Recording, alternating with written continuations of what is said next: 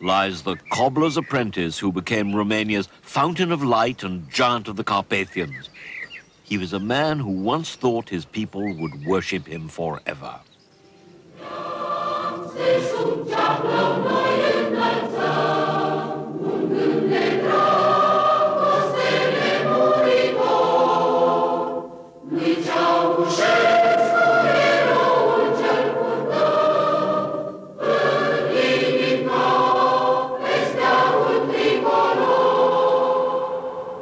Today, all that's left of Nicolae Ceausescu is the image of one of the most despised dictators of modern times. Who was Nicolae Ceausescu? Was he really a monster? And did he deserve his horrible end?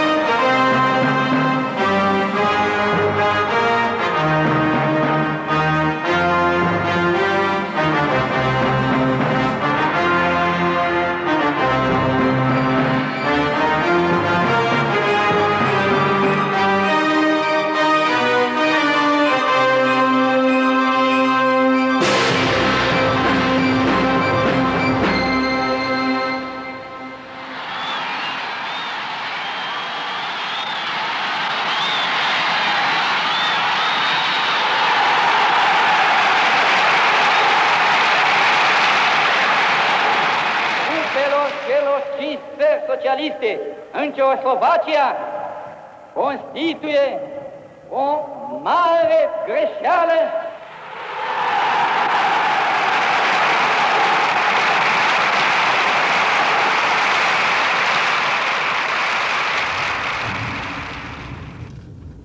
As a correspondent in 1968, I had witnessed Ceausescu's extraordinary popularity after his defiance of the Soviet Union had made him a hero to his people and in the West. A year after his death, I drove to his hometown. I wanted to look at the myth he had fabricated in his lifetime and find out why things had gone so wrong.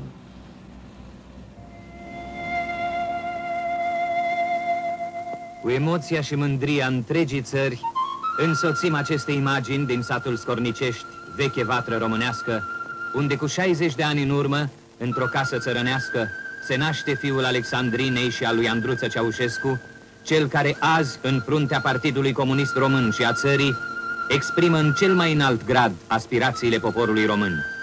Astăzi îl sărbătorim la aniversarea zilei de naștere și a 45 de ani de activitate revoluționară. This rebuilt peasant cottage bore little relation to the real thing. The myth starts here at Nicolae Ceausescu's birthplace in Scornicești. All the reverential biographies of the Ceausescu era portray him in almost caricatural terms as a precocious genius determined from childhood to root out social injustice. From contemporaries, former colleagues and prison companions speaking freely for the first time, I was to get a very different picture at almost every stage of his life. This was the kind of house young Nicolae really lived in. It still belongs to his neighbor, Floria Ceausescu. He was at school with his more famous cousin, Nicolae. El a fost un băiat așa, nu făcea nicio legătură cu niciun copil, să știi. El lucra el singur. Nu avea legătură cu nimeni. La școală învăța foarte, învăța nici bine, nici rău, că nu avea cine educa. Om ascuns, ca să spun așa, avea în sufletul lui ascuns. Unable to vent their rage on Ceausescu himself at the time of his death, a Scornicești mob marched on the cemetery, desecrating the tomb of his father, Andruța. This patriarch, father of 13 children, Nicolae was the third, was now revealed to have been the village drunk, his wife the saintly victim of his violent outbursts. He called two of his sons Nicolae because at the time of their birth he had been too intoxicated to think of another name. It was partly to escape a drunken father that young Nicolae Ceausescu, aged 12, left his village for Bucharest in 1930.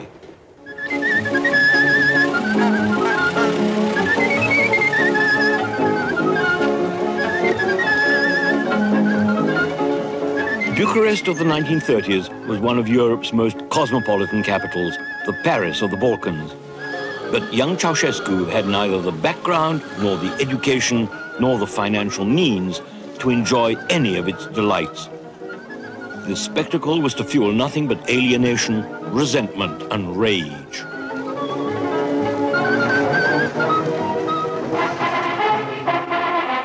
Romania's politics were held in low esteem by everyone. King Carol was unpopular, extravagant, and highly eccentric. The king first encouraged, then attempted to repress the fascist Iron Guards who briefly fascinated young Ceausescu. He lived with a sister, Nicolina, and became a cobbler's apprentice, though he was lazy and never learnt to make shoes. From fellow apprentices, he acquired a crude fervor for socialism. Asked by his employer how on earth he expected to make a living if he didn't learn a trade, Nicolae Ceausescu said, "I'll become Romania's Stalin."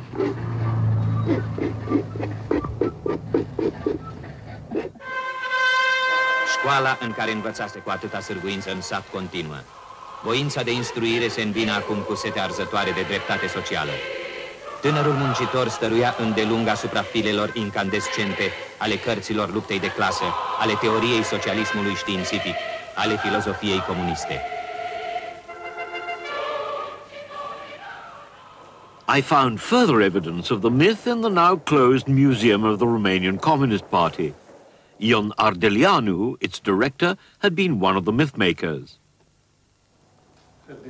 He had kept a secret file on the real Ceausescu and had a document which showed that Ceausescu's first brush with the police at the age of 15 had been for street fighting and not, as later alleged, a political confrontation.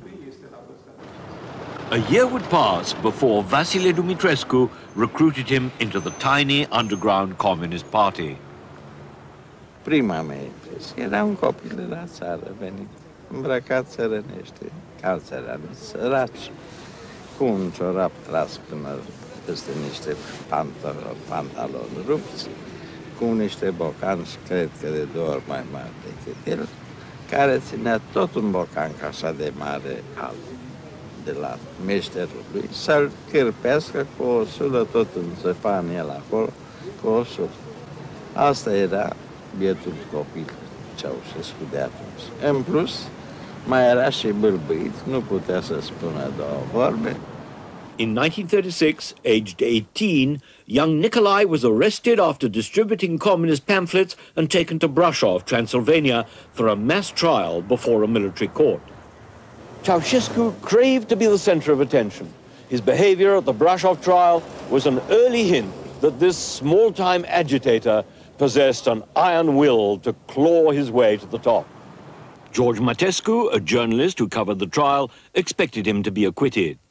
Ceausescu era atât de neastâmpărat, atât de obraznic, încât a creat o atmosferă de nemulțumire, dar a influențat tribunalul militar și prin aceea că sentința a fost destul de aspră, nu le interesa niciodată, chiar în proces, decât atitudinea lui, situația lui. Sentenced to 3 years in Doftana jail. The mythmakers would later turn this prison into a place of pilgrimage for Ceausescu, and a visit there would become a compulsory part of the Romanian school curriculum. The myth was that in jail, Ceausescu's leadership qualities turned him into a legendary figure.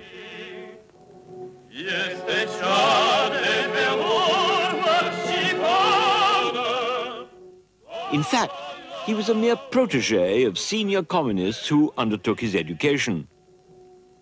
He acquired a smattering of Marxist-Leninist dogma from old books still on the prison library shelves today. He memorized texts his fellow prisoners said he did not fully understand. Here, he met the leaders of the Communist Party for the first time. One of them was the trade unionist George Apostol. seara la închidere, când se făcea control la fiecare celulă de către gardieni, erau unii tovarăși bătuți. Cine a fost bătut? Ceaușescu a fost bătut. Și n-am văzut pe el nicio vânătaie. Când ieșeam afară la plimbare, deci mi-am dat seama mai târziu că era un fel de provocare. On his release in 1939, he became a communist youth leader. The party was now his real family. At a social gathering of young communists, he met Elena Petrescu. She would play an increasingly important role in his life and eventually become part of the same myth. Later, propagandists superimposed both their pictures on this photograph of a communist-organized May Day parade they never actually attended. In September 1939, Hitler invaded Poland and the Second World War began. Romanian oil was vital to Germany's war effort. Romania's dictator, Marshal Antonescu, became Hitler's ally. Ceausescu, described on the police list as a shoemaker, was one of Romania's 800 known communists to be arrested. So was Pavel Campianu. They would share the same cell for 2 years. Ceausescu had many small but relevant manifestations of hysteria. He very fast used to lose control. When he disagreed with somebody, his way of disagreeing was at the verge of an explosion. He was violent in his way of speaking, totally indelicate. Even he was trembling when he was contradicted. But he had natural intelligence. He was very courageous. He was very devoted to the cause. In 1943, Ceausescu was transferred to Târgu Jiu prison. There, he met Gheorghe Gorgiu-Dej, the highest-ranking Romanian communist in captivity. Ceausescu made himself indispensable to him in all sorts of ways. A fellow inmate, Eugen Rusu, witnessed it all. Era un tânăr bâlbâit care nu atrăgea atenția cu nimica. Personalitatea lui era aceea că el era apropiat de Gheorghiu Dej, sau militanților de rând. Gheorghiu avea camera lui, avea garsoniera lui și avea un băiat care îl servea. Acest băiat de procopseală era Nicolae Ceaușescu. Advancing Russian troops entered Bucharest after an anti-German coup staged by King Michael, Carol's son, on August 23rd, 1944. Watching the Russian army's victory parade in Bucharest, Ceausescu, now free, must have known his whole life was about to change. For even before Yalta, Churchill and Roosevelt had agreed to Romania becoming a Soviet-dominated puppet state while insisting on free elections. Ceausescu was on the road to real power at last. He ran for office in the 1946 elections, which the communists, thanks to stuffed ballot boxes, won by a landslide. Minutes after this appearance in the town of Slatina, an event occurred that should have put an immediate end to his political ambitions.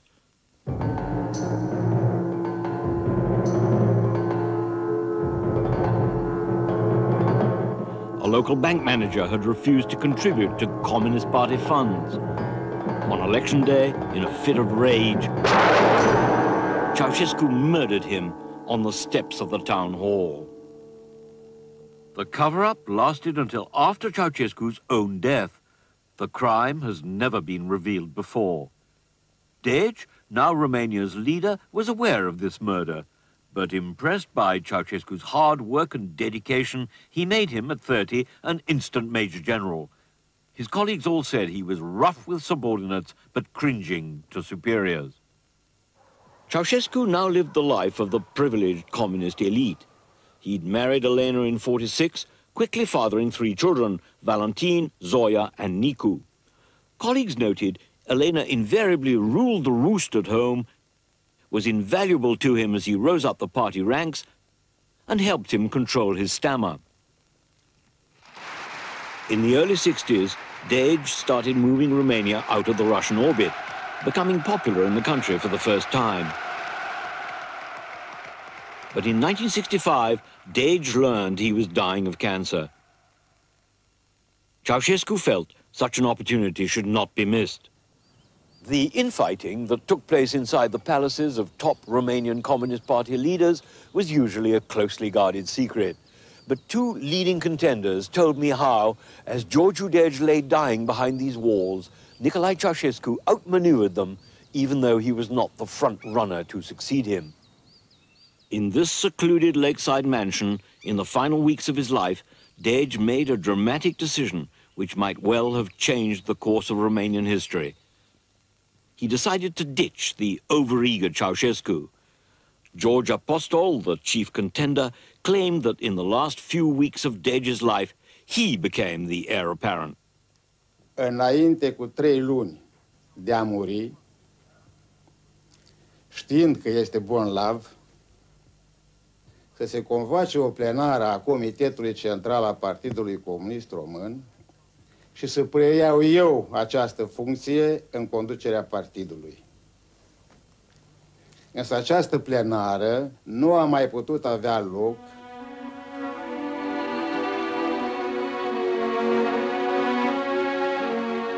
Ordinary Romanians only learned of Dej's illness the day before he died. As the preparations for the funeral were made, Apostol could not know that Ceausescu had prepared a master plan to grab the leadership himself. Inside the Central Committee building, he got a key group of party elders to back him, promising they would remain the real power behind the scenes. They mistakenly believed they could handle the inexperienced Ceausescu. 25 years later, Maura, Ceausescu's chief ally, was still trying to justify himself. Că Ceausescu, fiind tânăr, fiind muncitor, nu numai ca origine socială, pentru că era copil de țăran, dar și ca persoană, un om care îi place să muncească. Dacă aș fi știut care sunt consecințele aducerii lui Ceausescu, aș fi fost pentru înlăturarea lui. Adio, scump tovarăși și prieteni! Vom păstra în inimile noastre nestinsă amintirea vieții tale luminoase. The loyal servant had stepped into his master's shoes. Shortly afterwards, he destroyed Dej's reputation, turning him into a non-person. He would steal Dej's liberal policies to become popular and claim them as his own.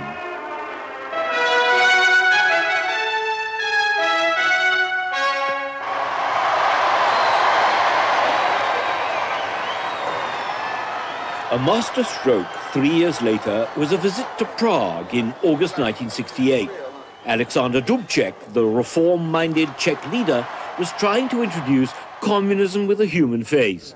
The West believed Ceausescu was equally keen on reform, and Ceausescu did his best to sustain this belief. Only 5 days after his visit, the Soviets and its allies invaded Czechoslovakia. Romania was the only Warsaw Pact country that refused to join in the operation. Ceausescu now played his trump card. Răspunderea trupelor celor 5 țări socialiste în Ceoslovacia constituie o mare greșeală și o primejdie gravă pentru pacea în Europa, pentru soarta socialismului în lume. In Bucharest, even anti-communist Romanians talked to me in glowing terms about Ceausescu that month. Overnight, as far as Western leaders were concerned, he became the man to watch. Richard Nixon was one of those responsible for creating the myth of Ceausescu the anti-Russian communist who should be rewarded for his independent stand. But few realized Moscow's reaction never went beyond mild exasperation. Mr. President, just a year ago, you welcomed me to Bucharest as the first American president ever to visit Romania. Today, I'm very honored to welcome you to Washington, D.C. as the first president of Romania ever to visit the United States of America. In Disneyland, Nicolae Ceausescu should have realized that his new image had an improbable Mickey Mouse quality. But Ceausescu had started believing in his own myth. His budding megalomania was the start of Romania's enduring nightmare.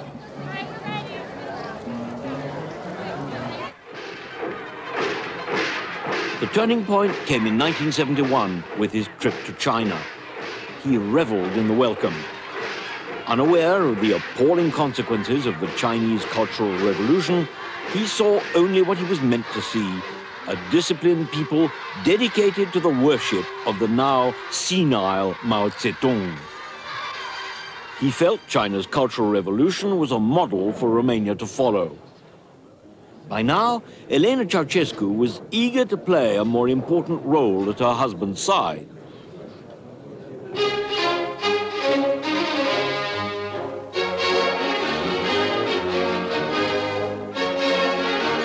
Chiang Ching, Mao's wife, lost no time convincing Elena she should become more of a power in her own right. From China, the Ceausescus flew to North Korea. The personality cult of its leader, Kim Il-sung, was on an even more grandiose scale. The Ceausescus were suitably impressed.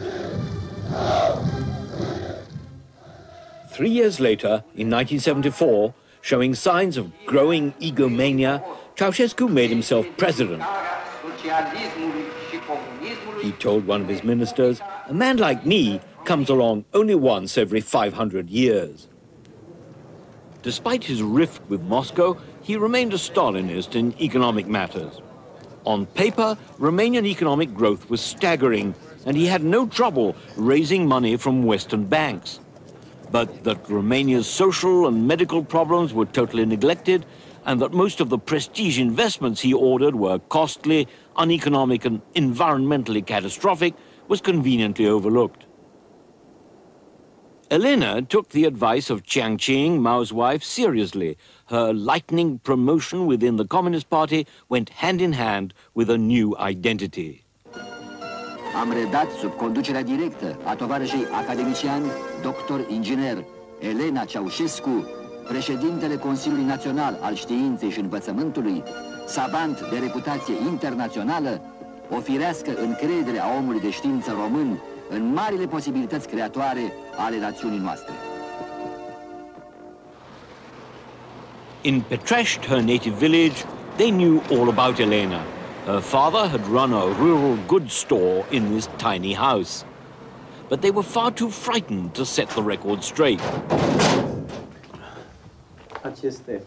Her school reports remained hidden under floorboards for several decades. When the local mayor finally dug them out, they revealed she had flunked everything but singing, sewing, and gymnastics in her 4th year, and had dropped out altogether at the age of 14. She was a repetenta, meaning someone too mediocre to move up to the next class. Instead, in the 30s, she moved to Bucharest. Her first job was as an unskilled worker in a hole-in-the-wall patent medicine factory. Over 30 years later, becoming head of the Institute for Chemical Research, despite a total lack of real academic credentials, was the best revenge. Fie că este vorba de lucrări tehnologice, fie că este vorba de lucrări științifice, totul trebuie să apară cu numele Elenei Ceausescu ca autor principal, semnate în forma în care le-am elaborat. Faptul că n-ar fi știut să pronunțe corect formula apei sau a bioxidului de carbon. For years, foreign scientists were fooled by an elaborate masquerade. I was told that Mrs. Ceausescu liked, I shouldn't even say Mrs. Ceausescu, that Comrade Ceausescu liked very much to consult everybody in her team about the answers, that the answers were supposed to be collective, not individual. So whenever somebody in our meetings, a foreign delegate, would ask a question, I was supposed to first wait for Mrs. Ceausescu to say the answer, and then somebody else in her entourage would say a different answer. Mrs. Ceausescu would sometimes repeat what that person said. Then I was allowed to translate. But actually, it was translating from the other person, not from Mrs. Ceausescu directly. She had some papers in front of her. She sometimes consulted the papers, but her answer, I was told, I was never allowed to translate.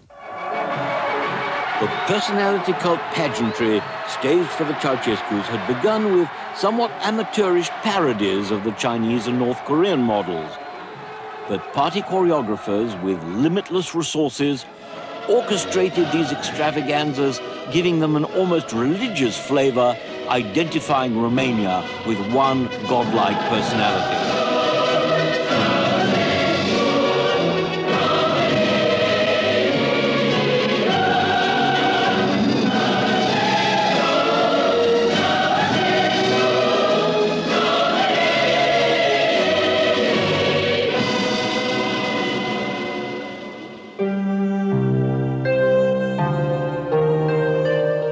Romanian artists outdid each other in commemorating the virtues of the perpetually youthful-looking couple and their mutual love affair with the Romanian people.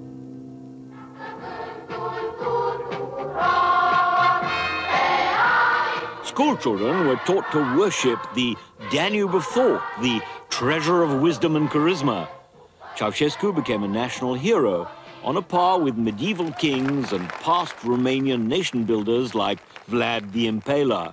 His collected works of stupefying dullness and actually ghosted by others were in every home and schoolroom.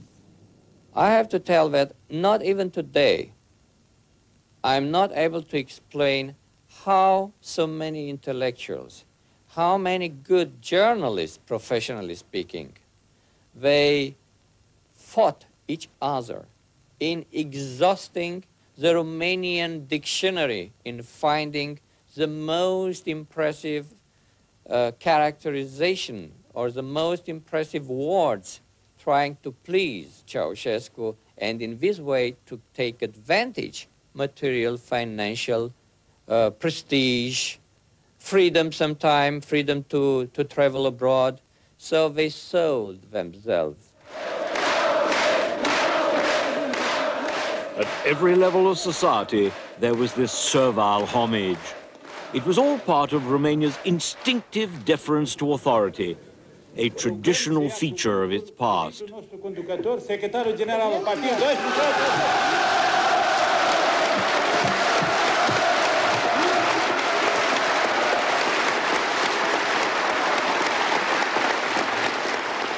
Ceausescu's televised appearances were invariably enhanced by careful editing. This was supervised by a special protocol unit, and this film editor's sole task for over 20 years was to remove all his flaws. Dar fiind vorba despre Ceausescu și fiind vorba despre bâlbe și consoane repetate și grimase ale feții, erau foarte dese și deci munca era enormă. Pentru a nu fi alături de Ceausescu nimeni mai înalt.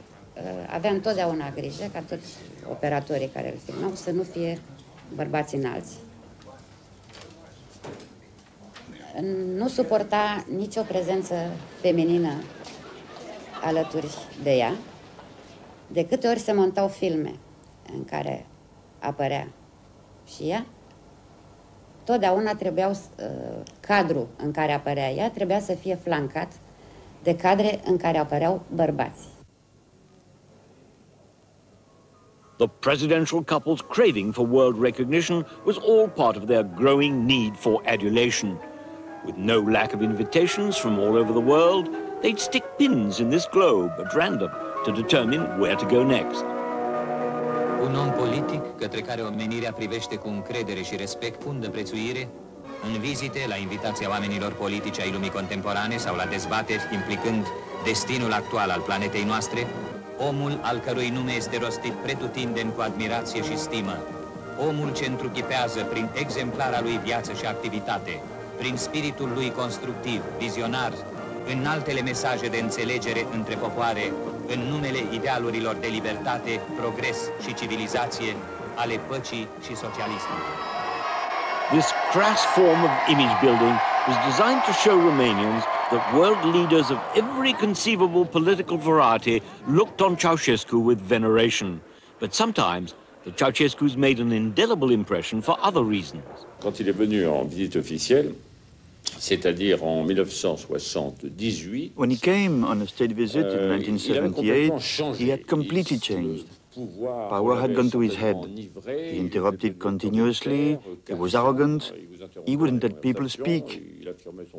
He laid down the law without allowing the slightest contradiction when his extremely narrow-minded views were questioned. He was our guest at the Hôtel Marigny, where VIPs on official visits are housed opposite the Élysée Palace.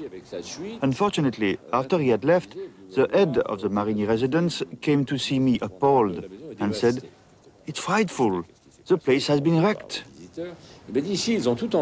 I didn't connect what he was saying with the recent visitors, but he said, "They've taken everything away." There were lots of ornamental objects, lamps, vases, ashtrays, bathroom fittings. After their departure, the place had been emptied. Everything had been unscrewed and packed away. It was as if burglars had moved in for a whole summer. Naturally, this confirms the bad impression he and his team had made. And unofficially, of course, I warned those who were about to receive him, for he was on a European tour, that they should take the kind of precautionary measures I had been unable to foresee. Queen Elizabeth was compelled by the Callaghan government to welcome the Ceausescus, complete with their food taster, at Buckingham Palace. A lucrative British aerospace contract was in the offing, and Ceausescu would only sign it if invited by the Queen and given a royal welcome.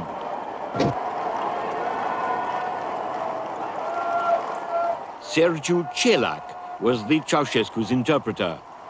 I think that the state visit to Britain was a sort of crowning ceremony, formal recognition of his and her imperial status. He had a healthy respect of royalty as a symbol of something he wanted for himself. He wanted, I think, to be a royal president of a communist country. The Ceausescus also used the visit and his honorary knighthood to show his people the high esteem in which he was held abroad. Thanks to President Giscard's warning, nothing was stolen from Buckingham Palace, but the Ceausescus were convinced their rooms were bugged. Years later, the aerospace deal would still be the subject of acrimonious debate. Ceausescu bought only one British plane and tried to pay for it with strawberries.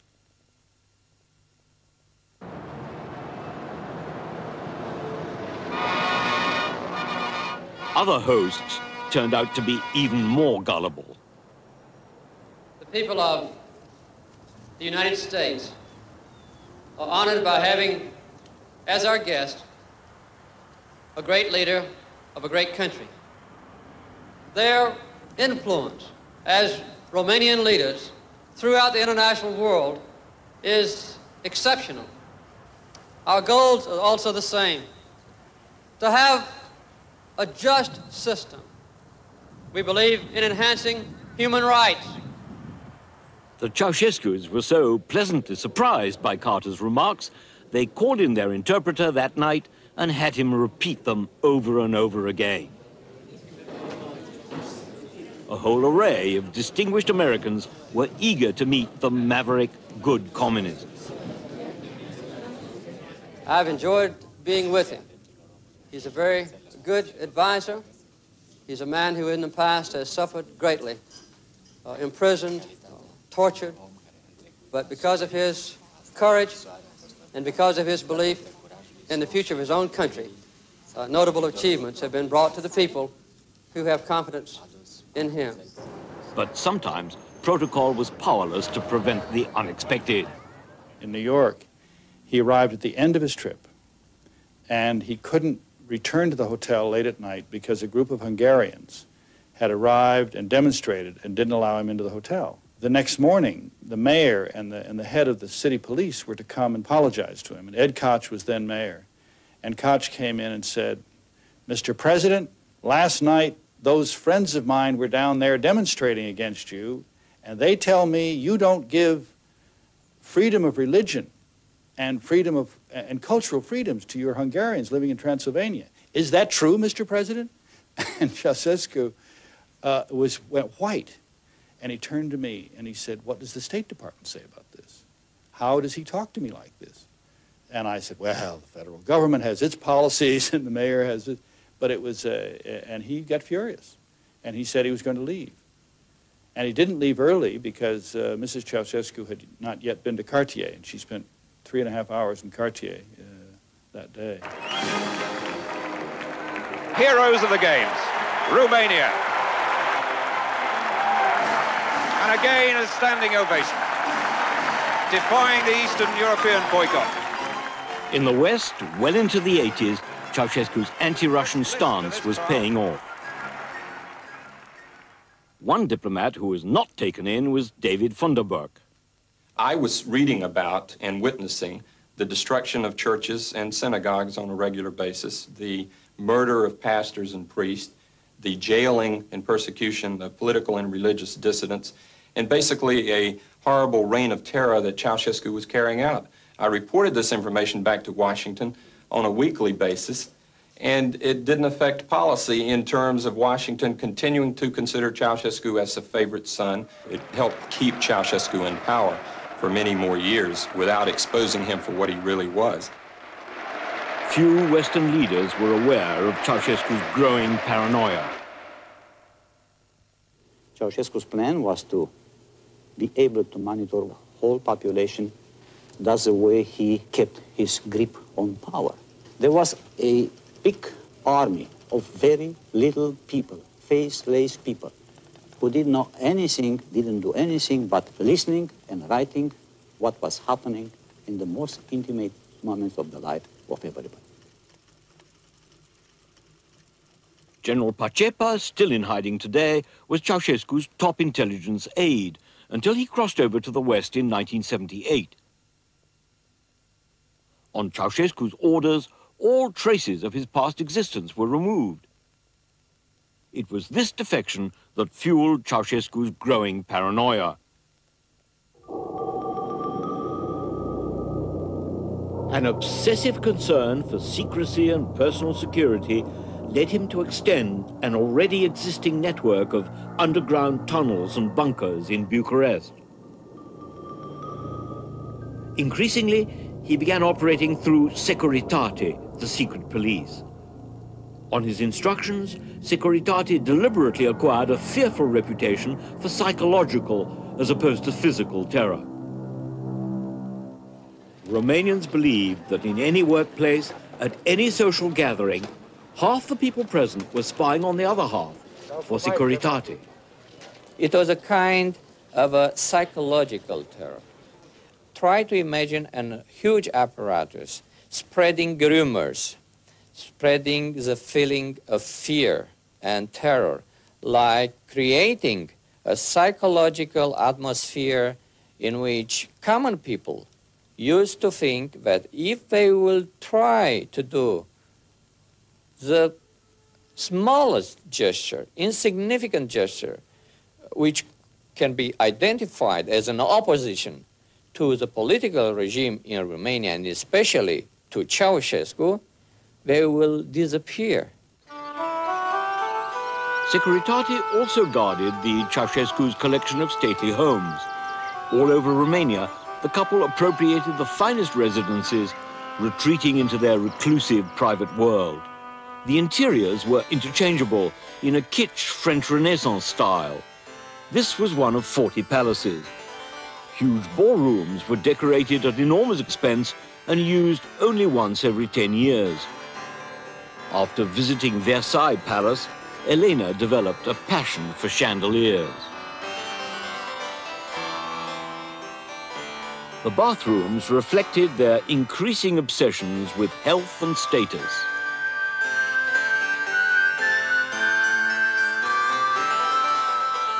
Because Elena tended to put on weight, exercise machines and Romanian-designed jacuzzis were a feature of every palatial abode. Her other passion was for stained glass.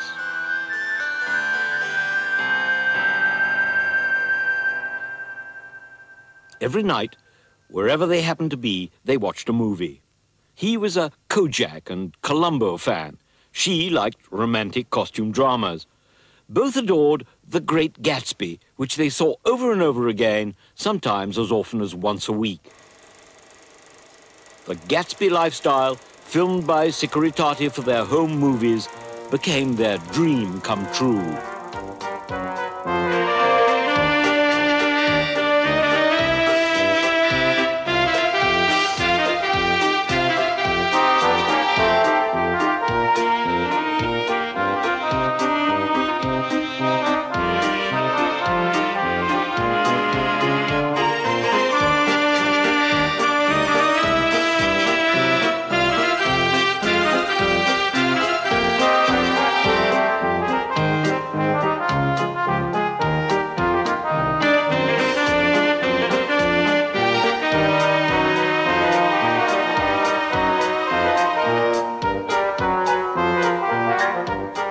Their personal staff bore the brunt of Elena's petty stinginess, as their head waiter recalled.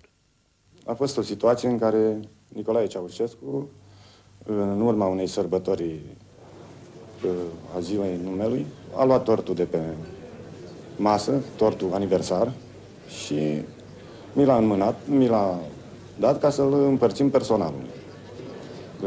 Elena Ceausescu s-a opus. Food tasters sampled all their meals because of their paranoid fear of poison.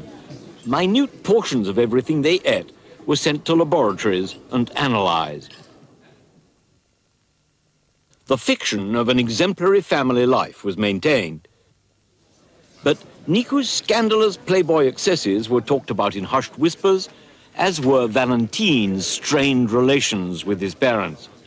With their daughter Zoya, they put on a public show of affection.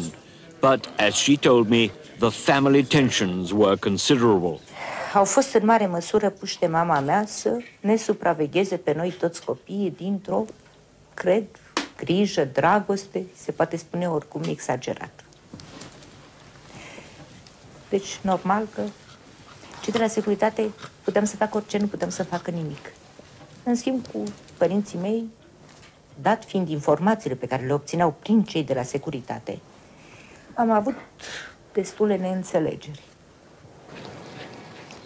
As the excessive power continued to impair Ceausescu's judgment, he came to believe he was above human frailties and didn't need medication. El, de fapt, făcuse un tratament incorect al diabetului, că nu acceptase niciun tratament. El era mai iritabil, era un tip care nu mai credea în nimeni, nu se mai lăsa influențat de nimeni. Singurul om cu care putea să mai vorbească era soția lui, Elena Ceausescu. Ideea că puterea transformă până la urmă, în sfârșit, de fapt, nu ridică, ci părerea mea este coboară sau chiar poate să distrugă un om. Că muncea mult, că era activ, este adevărat. Cred că nu mai avea discernământul, poate forța. A încercat să conduci singur o țară, chiar atât de mică cât e România asta, mi se pare deja o exagerare, mi pare deja... Cred că asta a fost greșeala esențială. The most striking example of his megalomania was the way he pursued his one single-minded hobby. every regional party secretary, knew his career depended on the way he organized Ceausescu's shooting parties. Pe Nicolae Ceausescu nu-l interesa, practic, în esența vânătorii. Îl interesau trofeele cât cele mai mari. Practic nu îl interesa esența vânătorii, plăcerea de a vâna, doar mărimea trofeelor.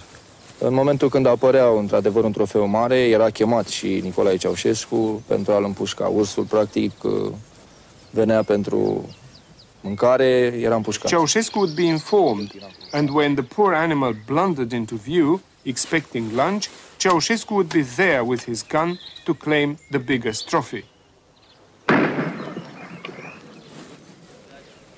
His favorite rifle was a present from Queen Elizabeth. He even imported polar bears, but they died before he could kill them.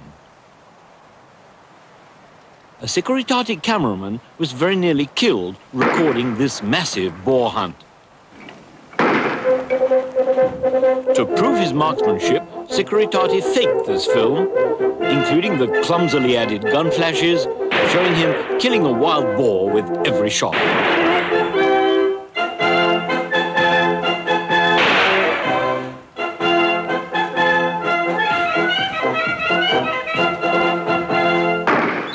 For George Maurer, who had helped him to power, Ceausescu's behavior was a sure sign of instability. Prima impresie de boală am căpătat-o de Ceausescu văzându-l la vânătoare. Cum strângea vânatul de la toată lumea ca să-l pui în fața lui, să spui că l-am pușcat eu. Avea echipe.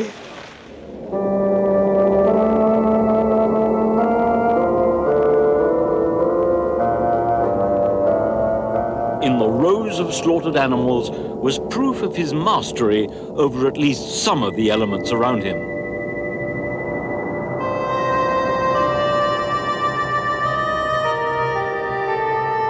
I can't help feeling that his increasing passion for killing was an escape from problems surfacing in the early 80s.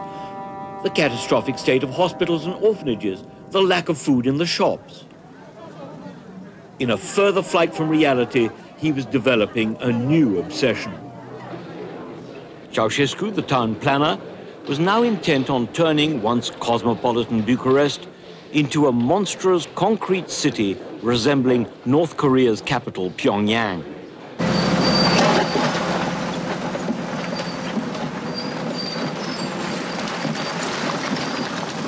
From 1984 onwards, 1/5 of old Bucharest simply disappeared, along with 50,000 homes. The showpiece of renovated Bucharest was the House of the Republic. The Avenue of the Victory of Socialism was deliberately designed to be broader and longer than the Champs-Élysées in Paris. The largest building in the world was intended as Ceausescu's posthumous legacy to an admiring nation.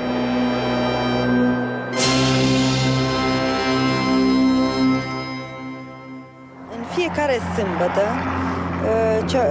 Ceausescu avea în program de a vizita șantierele Bucureștiului.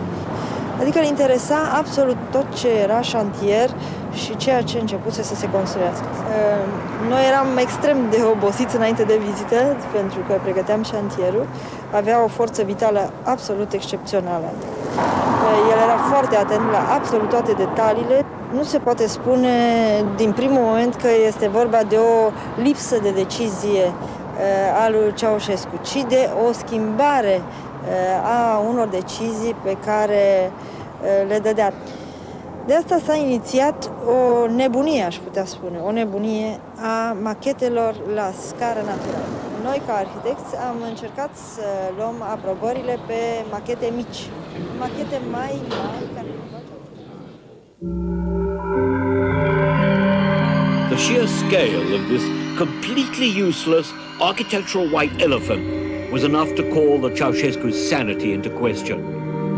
But such was their grip on the country in the 80s that only a handful of dissident Romanians dared to speak up.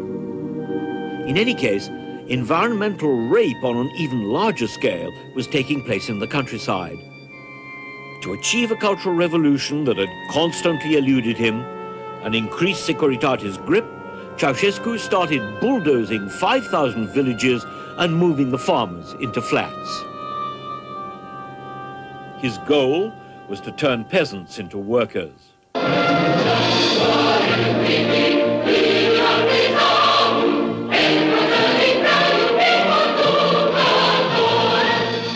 By the late 80s, his image in the West had been reduced to that of an old-fashioned Stalinist out to wreck Romania's cultural heritage. From his spring palace in Bucharest, Ceausescu watched on television the Malta summit in November '89 between Bush and Gorbachev, convinced they were plotting his downfall. He couldn't grasp that now the Cold War was ending, his anti-Soviet posturing had become obsolete. He hadn't changed, the rest of the world had. By this time, Elena was practically running the country, screening Ceausescu's mail and censoring all disturbing reports addressed to him. Even Securitate stopped briefing him on the Romanians' real mood. The time would come when the wildest rumors would spread over the origins of the uprising that toppled Ceausescu. My own view is that while there were indeed some establishment figures ready to betray him when the time was ripe, it was the spontaneous behavior of ordinary Romanians that triggered their action. With disturbances in Transylvania already well underway, Ceausescu was unwise enough to hold a rally in Bucharest. So provocative was this that later it was believed some of his own advisors had set him up.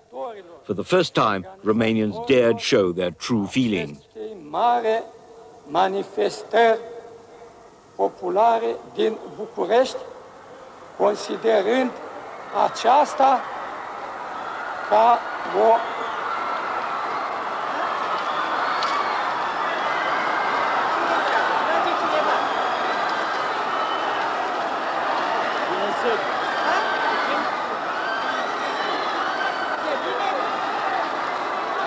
Romanian television went dead and the revolution began. Nu a spus nimănui nimic, s-a văzut că este complex schimbat în fizionomia pe care o avea de obicei și a dat seama de marile pericol ce l-așteaptă și am impresia că a intuit sfârșitul său. With an angry rooftop mob closing in on them, the Ceausescus panicked and made their escape by helicopter, ignoring the network of tunnels that might have saved their lives. After they had left Bucharest, Romanians went on an anti-Ceausescu rampage as the army joined the revolution. Aware of the turning tide, their helicopter pilot ditched them by the roadside. Hours later, they'd been arrested and were prisoners in an army barracks, still unable to believe their luck had run out at last. Dotted around Romania were dozens of palaces they had never even bothered to visit. Now, their last 3 nights were spent huddled together, bickering on a camp bed in this tiny room. Major Tecu was one of the officers guarding them round the clock. Vrei să lupți alături de mine, să aperi cauza?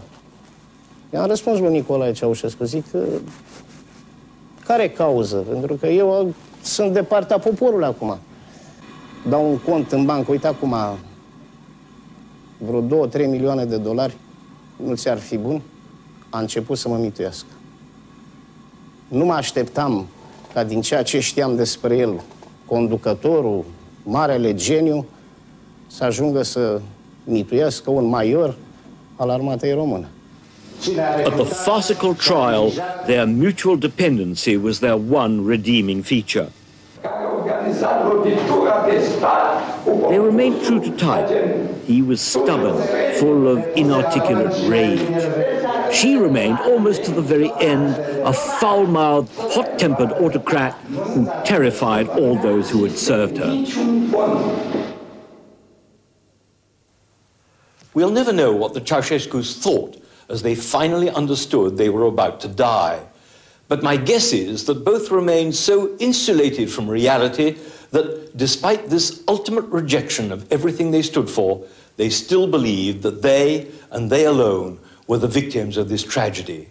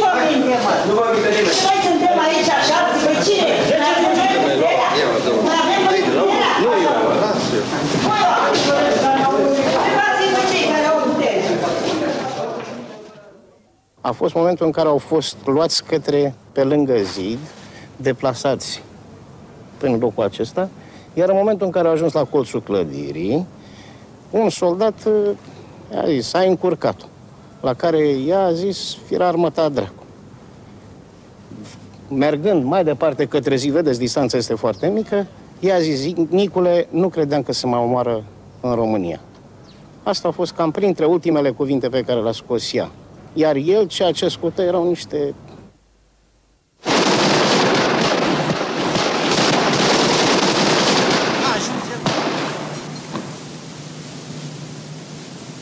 Frate, nu mai trage nimeni.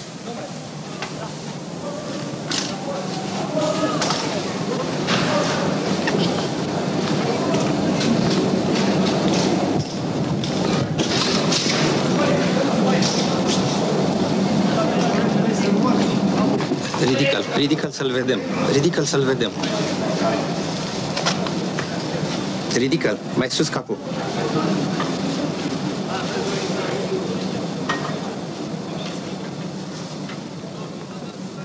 The soldiers had been told to aim at the body, not the face, so people would recognize him and know he was really dead.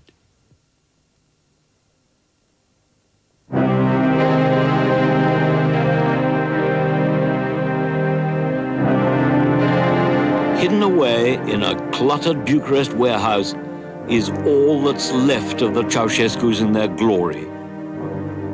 Gifts and mementos of their world travels, tokens of an era all those who helped foster the myth would rather forget.